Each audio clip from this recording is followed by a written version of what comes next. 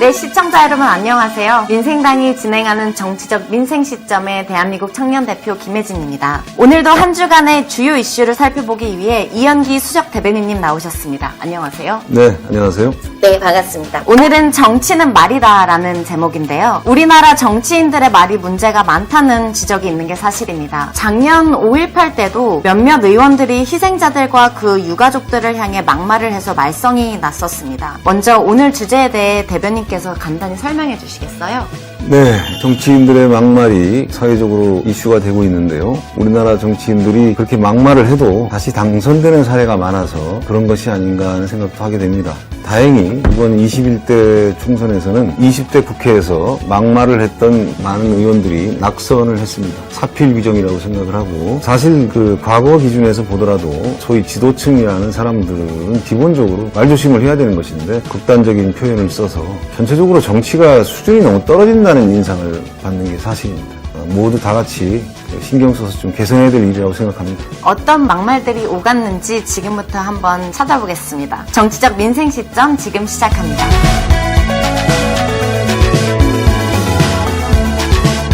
미래통합당 주호영 원내대표가 박지원 국정원장 후보에 대해 적과 내통하는 사람이라고 한 것도 사실 심각한 말실수 아닌가요? 물론입니다. 미래통합당은 늘 그런 말 실수를 하지요. 실수인지 아니면 그 정도밖에 못하는 건지 모르겠습니다만, 황교안 대표 경우도 종교적인 어떤 그 종말론을 연상하게 하는 막말들을 퍼부어서 일종의 공포 마케팅을 한다, 이런 얘기까지 들었었고요. 주호영 원내대표도 역시 마찬가지인데, 이분이 마이크 앞에만 쓰면 말들을 좀 험하게 해서 화제가 되고 있습니다. 좋은 의미의 화제가 아니라서 문제인데, 주호영은 원내대표를 지금 맡고 있는 사람이기도 하니까 막말 공세로 뜻을 이루려고 해서는 안 될 것 같습니다. 진중권 씨도 막말에 대해서 상대방이 찬 그 똥볼을 받아서 자살골을 넣었다, 이렇게 표현을 했더군요.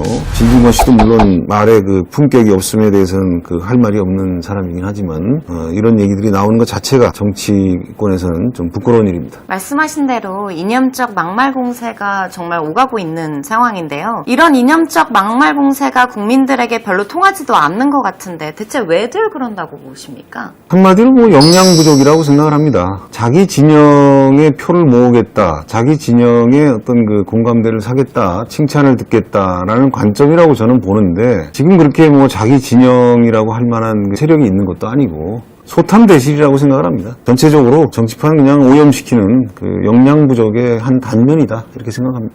당장의 주목을 끄는 효과는 분명 있어 보이긴 하거든요. 국대 떡볶이 대표도 조국 전 장관에 대해 같은 맥락의 비난을 퍼붓고 있습니다, 지금. 조국 전 장관이 이제 공산주의자다, 국대 떡볶이 사장인가요? 그분이 그렇게 이야기를 하고 있는데, 이게 무슨 근거가 있는 것도 아니고 그냥 자기 확신이 그렇다, 이런 얘기겠죠. 그런 얘기를 그런 방식으로 하는 것은 굉장히 부끄러운 일입니다, 사실. 국대 떡볶이 사장도 국민의 한 사람이니까 이런저런 의사표시를 할 수 있겠습니다만, 이런 표현을 함부로 하는 것은 좋지 않다. 공산주의자라는 것은 예를 들어서 이념적으로 문제가 있는 것은 아니지만, 우리는 이제 북한이라는 실체가 있는 나라다 보니까 여러 가지 오해를 불러일으킬 수가 있기 때문에 국대 떡볶이 사장이 이렇게 말한 부분은 적절하다고 볼 수가 없습니다. 다음 막말 주자로 태영호 의원이 또 등장하는군요. 저번에는 이인영 통일부 장관 후보자에 대한 이념 공세였는데 이번에는 또 무슨 말을 했나요? 태영호 의원이 지금 국회 외교통상 쪽에 지금 상임위원으로 알고 있는데, 대북 전단지 문제를 이제 금지하기 위해서 우리가 지금 정부 여당에서 법안 개정 작업을 하고 있습니다. 법안 개정까지 해야 되는 현실이 참 씁쓸한데요. 이 문제에 대해서 북한 최고인민회의도 김정은이 제정하라고 하면 그 다음 4월 정기회의 때까지 기다린다. 북한 인권 유린 가해자인 김정은이 요구하는 법을 대한민국 국회에서 만들 수 있느냐라고 태영호 의원이 얘기를 했습니다. 북한 최고인민회의도 김정은이가 새로운 법을 제정하라고 하면 그 다음 4월 정기회의 때까지 기다렸다가 법을 만듭니다. 아니 어떻게 우리 서울에서 대한민국 국회에서 김여정이가 법을 만들려고 하니까 이렇게 빨리 고속도로 이걸 만듭니까? 근데 이게 사실관계도 문제가 있고 비교할 일도 아니고 그런 막말의 개념이라고 생각을 합니다. 김여정의 지시로 법을 만드냐 이런 얘기까지 이제 태영호 의원이 했는데 대한민국 국회 수준을 아마 모르는 것 같아요. 우리나라 현실에 대해서 다시 공부하고 이런 이야기 한다고 해서 지금 칭찬할 국민이 거의 없다는 거 다시 한번 생각하기를 바랍니다. 최근 북한이 과격한 언행을 일삼는 인정받는 측면에서 이해가 되기도 하지만 북한에 대해 너무 적대적인 태도를 보이는 것 같습니다. 비판할 건 해야겠지만 너무 적대적이진 않은 거. 네. 사실상 무조건적인 적대감을 지금 보이고 있다고 보고 탈북의원으로서 어쨌든 그 대한민국의 국회의원이라는 굉장히 그 큰 권한을 지니고 있는 국회에 진입을 했으니까 남북의 어떤 대화와 교류, 바람직한 어떤 소통에 도움을 주는 역할을 해야 되지 않겠습니까? 참 저는 안타까운 게 태영호 의원 같은 사람은 더더욱이나 북한의 지도부에 대한 적개심으로 일을 할 게 아니라 북한의 국민들을 위한 일을 해야 되지 않을까. 그 점 다시 한번 생각해 주길 바랍니다. 그런데 그 전단지들이 북한 문제 해결에 무슨 도움이 될까요? 예, 전혀 쓸데없죠. 쓸데없는 짓입니다. 자기 만족이고 자기 그냥 화풀이라고 생각하는데 이게 참 나쁜 것이 예를 들어서 우리 대한민국도 이런 문제도 있고 저런 문제도 있습니다. 하나의 나라로서 실체거든요. 북한이라는 것도 하나의 나라고 유엔에 지금 국가로 등록이 돼 있지 않습니까? 그 실체를 인정하고 그 사람들과의 그 대화를 존중하는 가운데 진행하고 그 사회가 지니고 있는 약점을 가지고 협박을 하고 무시를 하고 조롱을 한다면 그럼 무슨 대화가 되겠습니까? 진정성이 없죠, 그렇게 되면. 다음에 부동산 문제인데요. 부동산 문제가 최근 정치권의 화두가 되면서 여기에 대한 막말도 또 쏟아지고 있습니다. 다시 한번 주호영 의원의 말인데 이번에는 부동산 문제를 공산주의와 연결했군요. 네, 입만 열면 공산주의 그렇게 얘기해도 틀린 말은 아닌 것 같습니다. 공산주의하고 연결을 시키면 국민들이 화들짝 놀랐던 시절도 있긴 있습니다. 소위 빨갱이 그런 이미지가 연상이 되기 때문에 이런 어떤 정치적 이익을 위해서 그 누군가를 공산주의자로 몰고 뭐 적과 내통을 한다든가 이런 이야기를 하는 것 자체가 참 슬픈 이야기인데 사회주의적 요소라는 측면에서 보자면 이제 부동산 문제에 관해서 얘기가 나왔으니까 어느 민주주의 국가도 어떤 자본주의 국가도 사회주의적 요소가 없는 나라는 없습니다. 그 문제가 얼마나 심각하냐에 따라서 사회주의적인 요소를 도입해서라도 이것을 통제하고 관리를 해야 되겠다.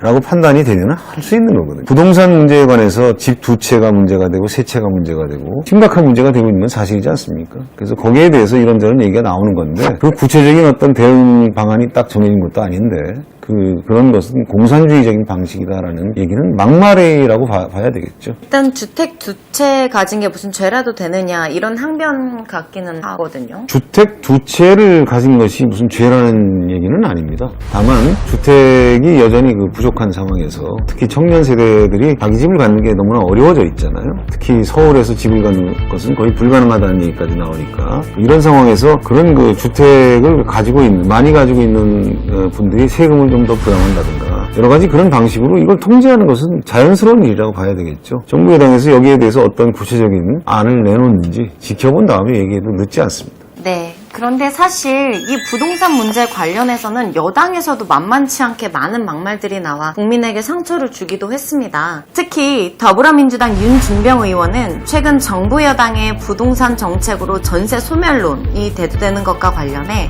전세 월세 전환이 나쁜 현상은 아니다. 서민들을 이렇게 두 번 울렸는데요.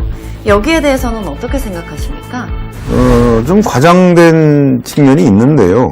정부의 법안, 그러니까 임대차 3법 때문에 전세가 뭐 없어지고 전부 월세로 될 것이다라는 것은 맞는 얘기가 아니죠. 전세를 두었던 집주인이 그것을 월세로 전환할 때는 여러 가지 다른 이유가 있는 것이고요. 전 세계적으로 물론 전세는 대한민국에만 존재하는 제도입니다. 다른 나라에는 전세가 존재하지 않거든요. 따라서 이게 부동산가가 올라갈 거라는 기대가 사실 줄어들거나 사라지면 전세 제도는 있을 수가 없는 거거든요. 집을 왜 큰 돈을 들여서 사서 전세를 주고 손해를 보겠습니까?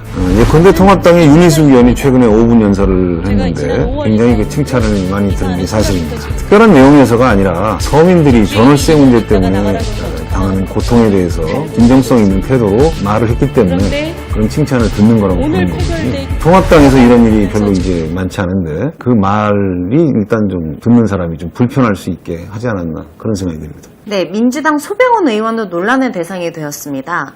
지난 7월 29일 국회 국토교통위원회에서 소 의원은 집을 사고 팔면서 거기서 차익을 남기려는 사람들은 범죄자로 다스려야 한다.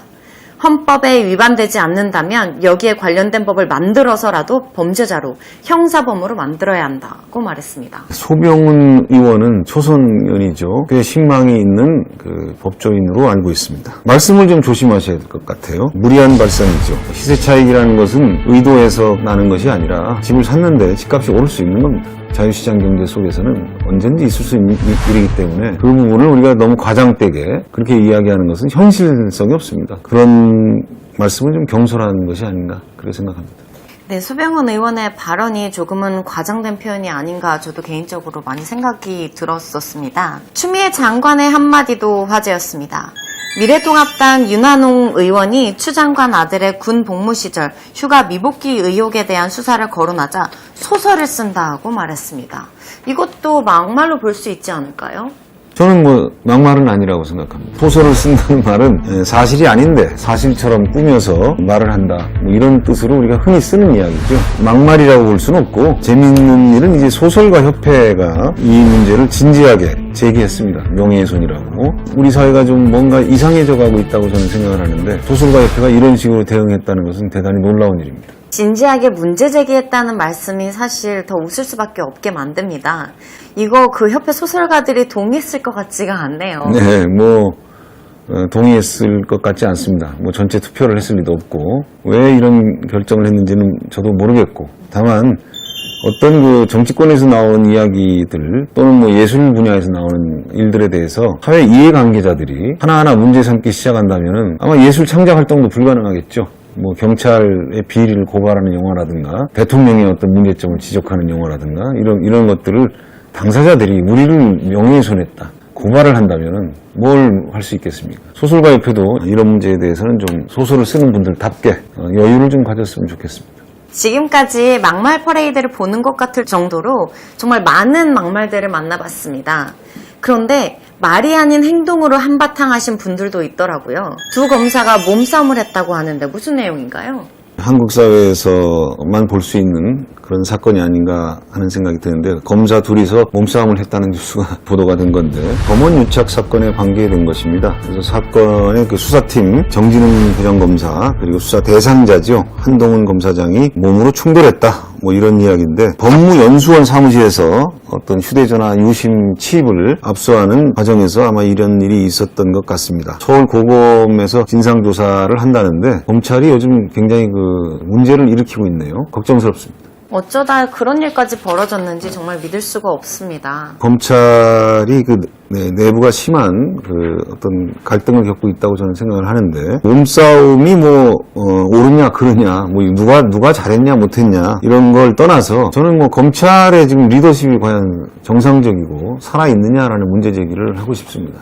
이런 물리적 충돌까지 가는 상황을 빚었다는 면에서 해당 검사는 물론이고 또 그 검사를 지휘하는 지휘선상의 지휘자들이 책임을 질 부분은 져야 된다. 국민들 보기에 너무나 부끄럽다. 그렇게 생각합니다. 민주당 양영자 의원이 민주당 소속 지방자치단체장들의 잇따른 성추문과 관련해 말뿐인 사죄가 아닌 성인지 감수성 자체를 전면적으로 개조하는 행동하는 형태의 사죄가 필요하다고 말했는데요. 취지는 알겠는데 말이 좀 적절치 않아 보입니다. 뭔가 불편하다고 느껴지는데요. 네, 막말은 아닐 수 있겠는데 막말에 버금가는 이상한 느낌을 줍니다. 사람의 감수성을 개조할 방법이 뭐가 있는지 저는 잘 모르겠습니다. 사실 좀 우리 양양자 초선 의원께서 의혹이 지금 과잉된 상태가 아닌가 이런 생각이 들고 국회의원은 성인지 감수성도 중요한데 또 언어 감수성도 굉장히 중요합니다. 저는 이런 얘기를 들으면서 혹시 민주당에서 갑자기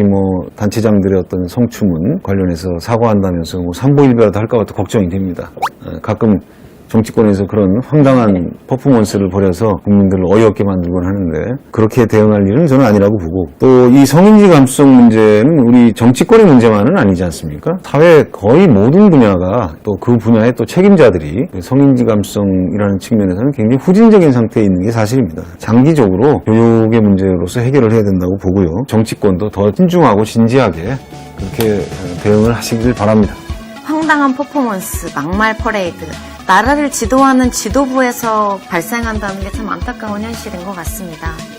네, 오늘은 여기까지 하고요. 지금까지 정치는 말이다 라는 주제로 말씀 나눴습니다. 대변인님, 정리 말씀 부탁드립니다. 네. 우리 사회 말에 관해서는 정치는 말이다 뿐만이 아니라 또 말은 말일 뿐이다 이런 얘기도 있습니다. 말은 말일 뿐이니까 너무 말에 대해서 너무 예민하게 반응하지 말자 이런 뜻인 것 같은데 정치 세계에서의 말은 다르다고 생각합니다. 책임성이 있어야 되고 또 존중받을 만한 형태로 이루어져야 되겠다. 더 조심을 해야 될 거라고 생각합니다. 말조심하는 정치를 부탁드립니다. 공감 가는 말씀 정말 감사드립니다. 우리나라 속담에 말로 천냥빚을 갚는다라는 표현이 있습니다. 그만큼 한마디 말의 힘이 때로는 사람을 감동하게 하는 힘이 있다는 뜻이 아닐까요? 말을 통해 국민을 감동시키는 정치가 되기를 소망합니다. 더 나아가 말보다 행동으로 보여지는 정치가 된다면 더할 나위 없겠죠. 지금까지 국민을 위한 시사 토크쇼 정치적 인생 시점이었습니다. 감사합니다.